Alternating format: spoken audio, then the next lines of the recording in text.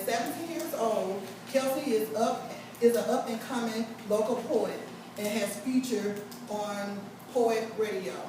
Are you ready for your next poetess? Can she flow? Heck yeah, come on. Alright, this is my letter to a brown girl. A letter to a brown girl of my generation. You must not know your worth. You couldn't possibly understand how precious you are to the world, how much power and control you could have. Somewhere down the line, we have forgotten our breast and birthright as soon-to-be queens. Our crown left our head the moment that we let the people of the earth assume that we could do nothing but birth babies from different daddies, beat on by a man, become ride or die chicks, and don't have any money in our pocket, be dependent on others, and we have no education, and I know we are stronger than that. And the women before us, the women before us worked hard, so our struggle would be less because they knew that we would be nothing without the strength and confidence, but we don't know how to love ourselves. We've forgotten how to respect ourselves. With short shorts and hardly any shirts, what have we become? We are more than what we put on. We are more than bad and boring. We have more to offer than hips and thighs. We are not only pretty in one color or shape, we are a gift from God, and He has more in store for His African angels than we can see. So stop twerking, stop letting yourself be objectified, stop hating on women because they are making it. Pick up your crown, your throne is waiting. Woo! You snap, snap, snap. This next one, okay, this is like, I said this one at my first poetry set, and it's like me letting everything out. Like, this is my story. I used to find it incredibly uneasy to love myself. In 5th grade, I was compared to my sister. I always told her I would never be as beautiful. The envy, the deep down rage, and how she received more attention than me. How she was always found attractive, how athletically built. In the 6th grade, I was teased for being overweight. They called me fat girl. In the 7th grade, I became a writer. I remember how it felt as I sat on the bathroom floor and composed the most beautiful suicide note. I used my name in mistaken sentence more than one time. Not being able to explain how much pain I felt, just repeated, I'm sorry for being such a mistake. And without elaboration, I signed it, I love you, I'm sorry, I love you, I'm sorry, forgive me. In the 8th grade, I had no friends. I wanted to tell them that I can't help that I'm not able to conform to society's perception of norm, that I'm sorry that I'm my own type of special and outsiders just wouldn't get it.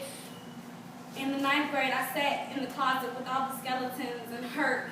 Didn't want any questions if I was to come out, any looks if I was to come out, hoping that one day I can hang my fears in the closet next to my insecurities and coats. I was nothing less than a caterpillar waiting to realize that she can grow wings. I would dream of dreaming in fields of jasmine and everything would be fine. I used to pray that reality wouldn't hit. I used to feel like I was floating as I tried to get closer to God. I felt like something was carrying me. In 2013, I realized I could love myself even if people didn't. With every piece of me, I could believe that I was beautiful. A sister, a daughter, a granddaughter, a best friend, a swimmer, and a low-key poet with hopes to be the best awkward butterfly she could be. Snap, snap, snap, snap. That was poetry. You don't clap, you snap. Beautiful. Sorry. Okay. How y'all want that? What that? I mean, don't that just give you like, that makes me feel like I conquer the world. I don't know. Every time I'm in there, I'm like, oh. I gotta choose. Yeah, it's beautiful. Snap. Okay. Our next poetess name is Treasure. Treasure was born on the north side of Chicago, but relocated to the south side. At age 8, Treasure encountered sexual abuse, and later at 13 experienced physical and verbal abuse. However, Treasure learned to channel her emotions in a positive manner. At 18, she is a published author, owns her own business, hosts a radio show, and is entering college in the fall. Are you ready for your next poetess? Can she flow? Let's see.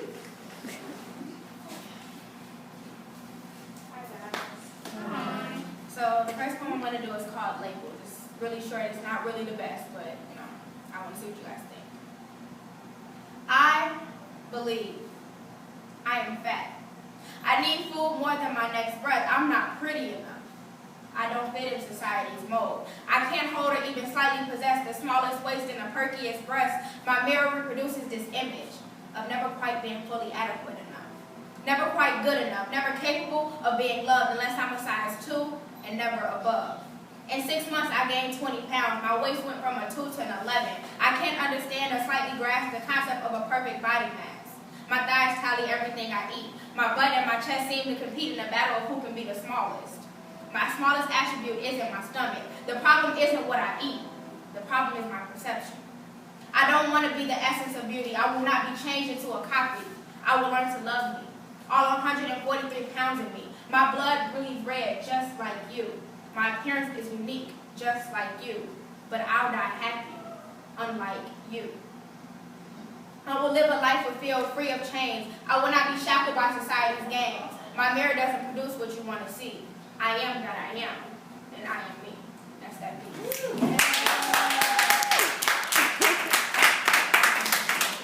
So the second speech is kind of along the same lines of vision and everything. Like you guys have heard "Crooked Smiles" by J. Cole, right? So it's a line in there that he says, "No need to fix what God already put His paintbrush on." And when I heard it, I was thinking, I'm like, well, God must have not been feeling too creative when He made me that day. So this is what I kind of made that poem around. So I hope you guys like this one too. It's called "A Treasure Worth Waiting For." Would you believe me if I told you I used to smile? What if I told you I didn't always used to be this way? Would you believe me if I told you I was happy? I never realized that every day I subconsciously made the decision to be treasured, suppressing Sydney down as far as she can go, never willing to show emotion. Because emotion equals weakness, and weakness equals failure, and I can't quite afford to have another failure. But my biggest failure was believing that. Believing that if I wasn't pretty enough, wasn't skinny enough, hair long enough, skin white enough, if I wasn't enough in your eyes, then my vision didn't matter.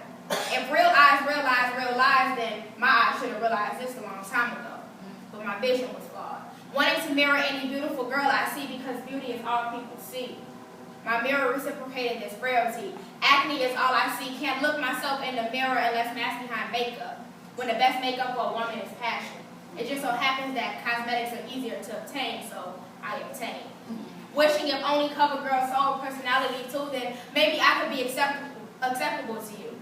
I'm sorry my appearance doesn't please you, and my mindset doesn't amuse you, but I can't change to be you. I will continue to walk with my head held down, waiting for someone to be man enough to take a chance with the girl they refer to as damaged, and finally see the girl behind the mask and the voice behind this pen. Today, I liberate myself from this mask, because I am a treasure worth waiting for.